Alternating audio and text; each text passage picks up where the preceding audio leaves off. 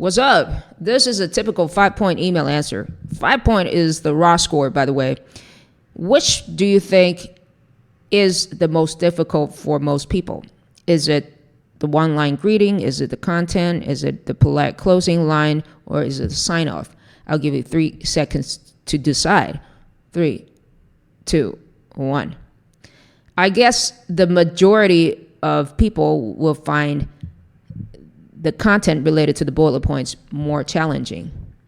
And people either write one simple line for each bullet point like they would in real life and get lower scores, or they struggle with coming up with ideas quickly because every question feels totally new.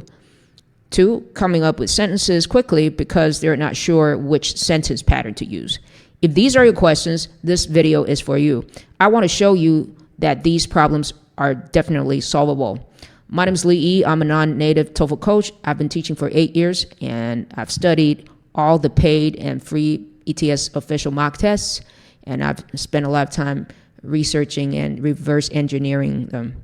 So the ideas in the TOEFL email task definitely repeat. The questions look different, but they're asking you to do the same kinds of things again and again.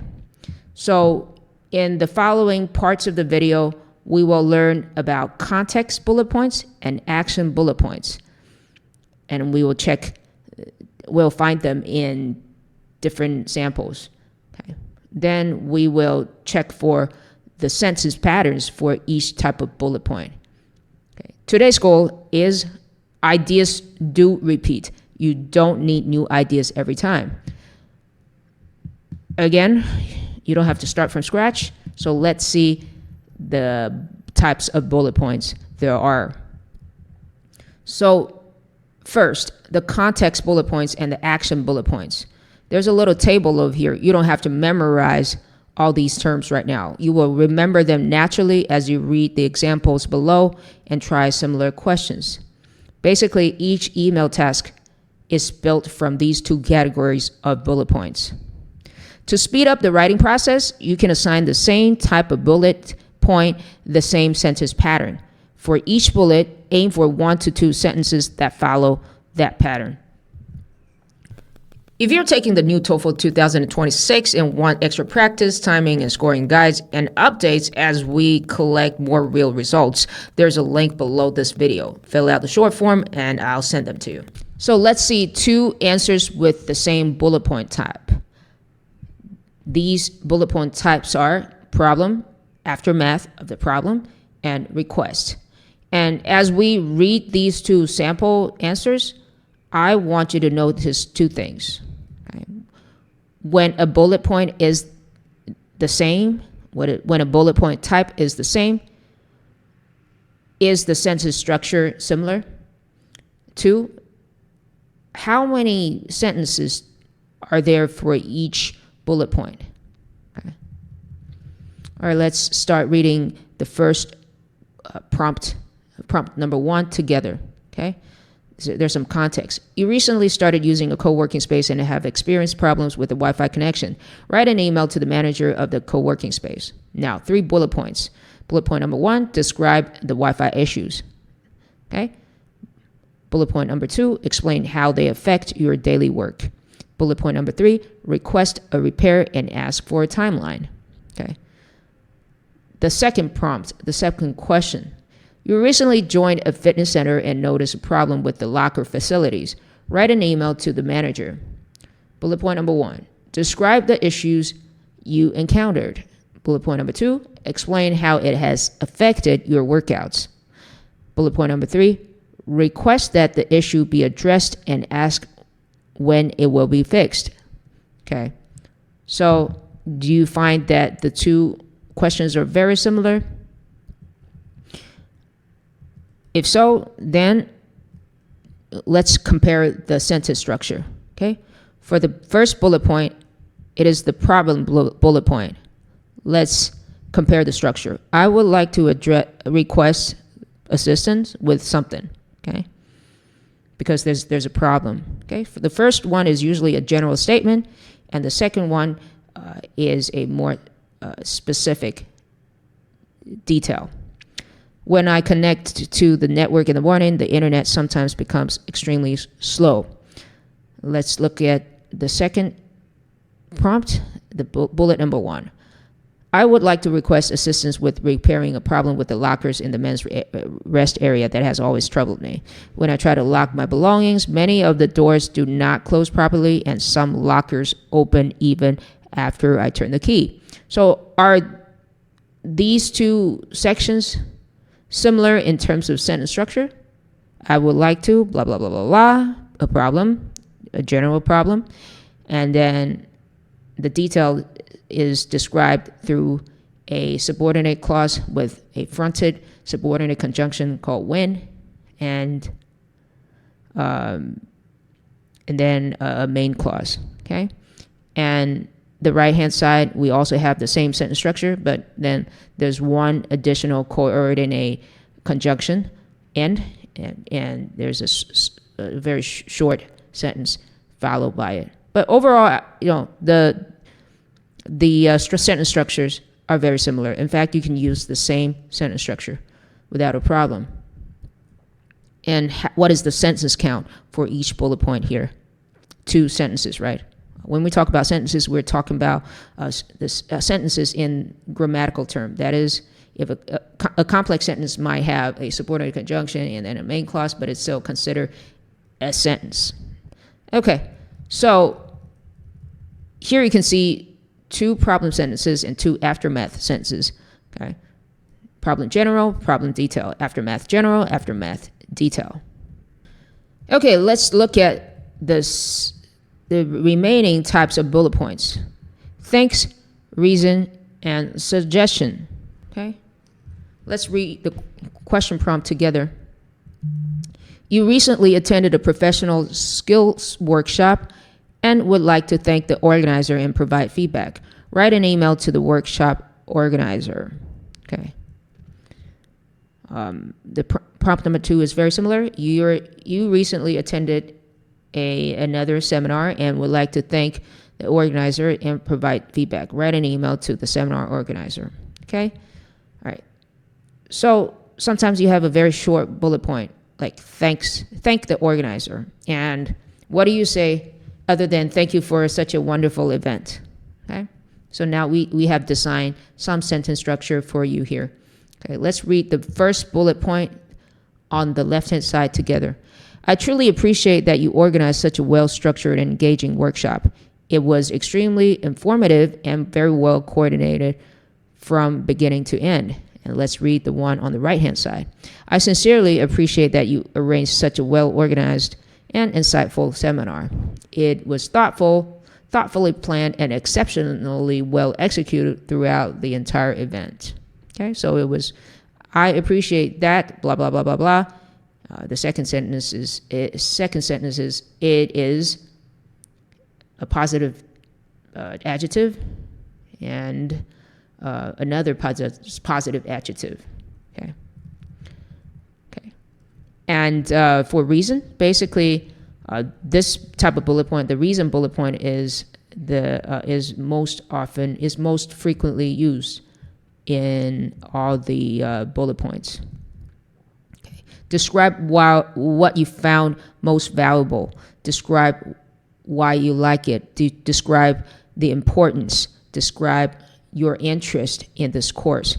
These are just a few variations of the reason prompt.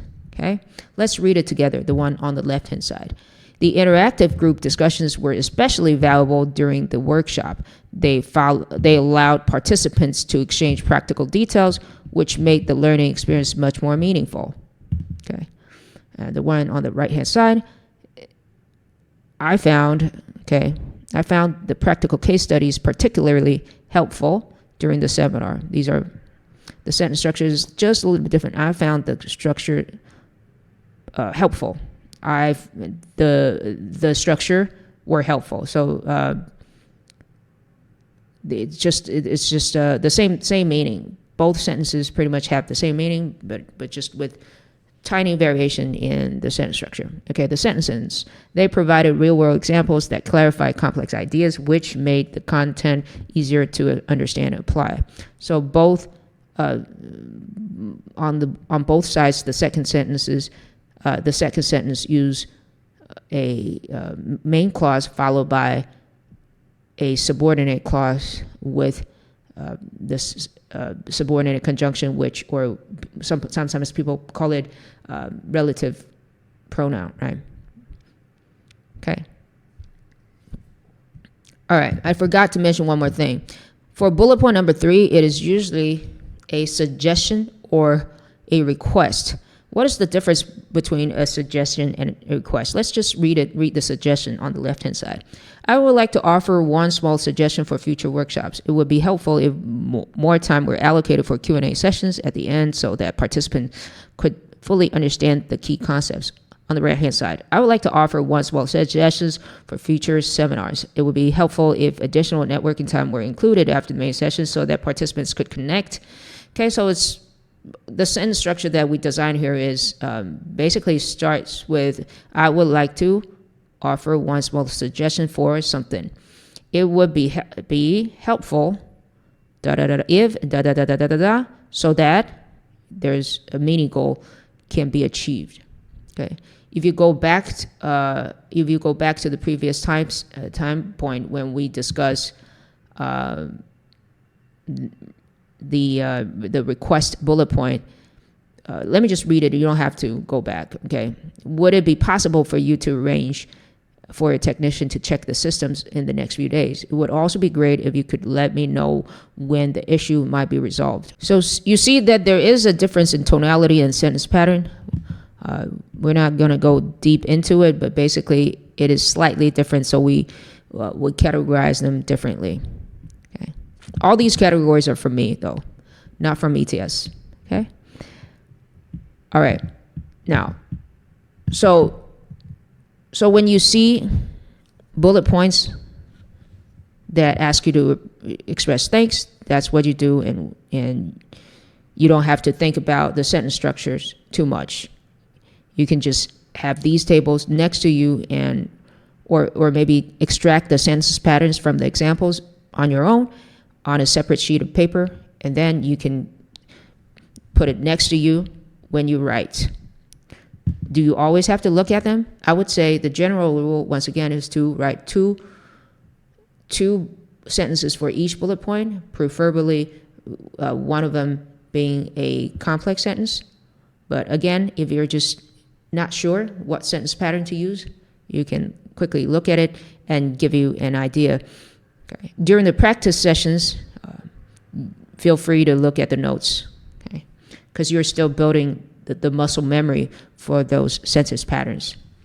But of course, before the test, maybe like 1 week before the test, you should have those notes in your mind instead of really writing them down on your little whiteboard or the A4 paper that you're going to be given in the test center. Okay, now we're going to quickly talk about a special case. This happens with, I think, 4 out of the 14 sample sets that I see. Okay, the question contains 3 bullet points, of course, but 2 bullet points are reasons. Okay, let's look at them really quickly. You invited a guest speaker to your school. Write an email to students. Okay, describe the speaker and why you invited them. That's the reason for you, your personal reason, and explain how the talk fits students' interest. That's the reason for the entire student group that will be listening to this guest lecture. So you want to vary your sentence structure a little bit. Again, I'm not explaining it in too much detail, so pause and then check on your own when you have time. Okay. But basically, these are very versatile sentence patterns. If you see 2 repeating reason blocks, you can feel free to use exactly these patterns. Okay. All right, so if you write like this, That is one line greeting for each bullet, 2 sentences if possible. If one of the bullet points has only 1 sentence, it will be okay too. And then 1 closing line and then sign off. Then your natural word count will often be around 110 to 130 words. Can you write more? Sure. Really isn't any minimum or maximum requirement for the email task. Word count itself is not part of your score, but like I said, around 110 to 130 words is usually enough to fully answer the bullets without running out of time, writing a huge paragraph that is hard to control, or giving you no time left to check grammar.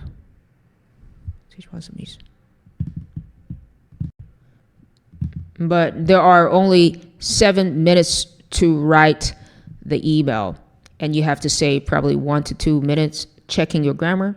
So if you write huge paragraphs that are hard to control, you might not have time left to check your grammar. Let's review what you should actually do with this. Step number 1, get used to the sample writings in this video. You want to read them carefully and mark the context bullet points, the problem, the aftermath, the reason, the thanks. Mark the action bullet points, requests, and suggestions. And notice that they always use general sentence plus detailed sentence. And if you want to, extract the sentence patterns, the grammatical components that we use for each bullet point.